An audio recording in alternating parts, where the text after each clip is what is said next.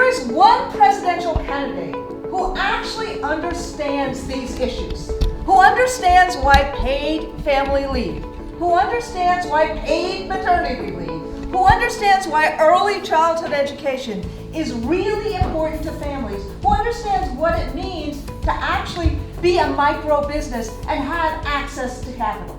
She gets that women's issues and family issues are the same, and we have to solve that if we want to actually have opportunity in America and a living wage in America. And frankly, I can go on and on and on, but the best person to actually talk about this is a person who actually knows her whole life. And that is her daughter. It's the first presidential election that I will be voting in as a mom. And I didn't know I could care anymore about politics or who was running for or holding political office until my husband and I decided to start a family, and we're blessed to welcome our daughter Charlotte into the world, who's 17 months old, and now thinking about her future little sister or little brother, who we hope will arrive equally healthy and happy this summer.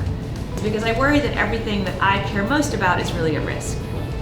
And I just want to share a little bit about kind of why I feel this just deep, kind of visceral concern. So the first example I want to talk about is healthcare.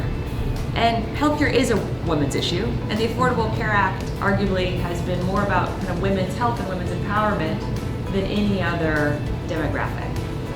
More women than men have gotten insurance under the Affordable Care Act.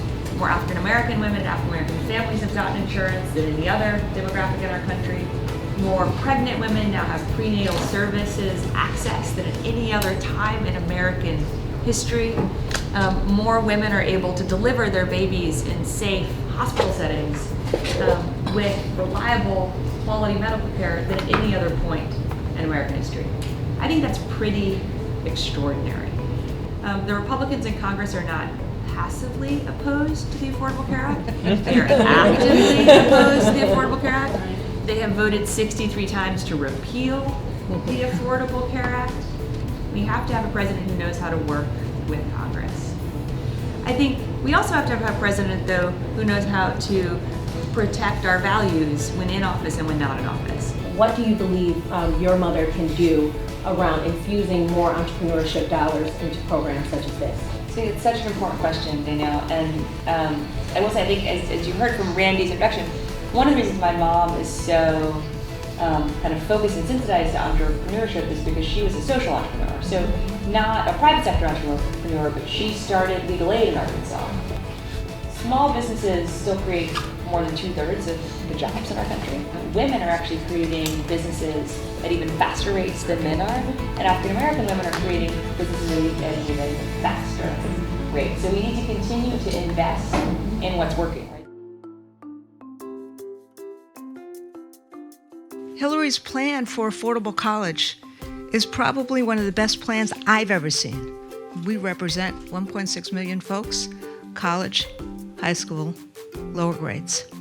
But what it does is it basically says everybody has to have skin in the game.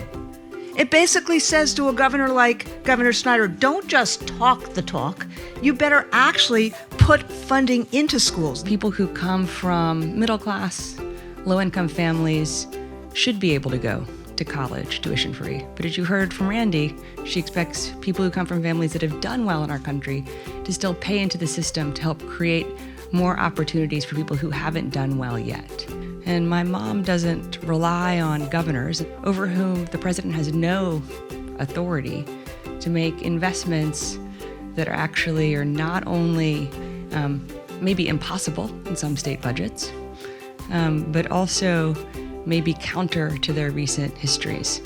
But she does expect public universities, community colleges, to stop tuition increases.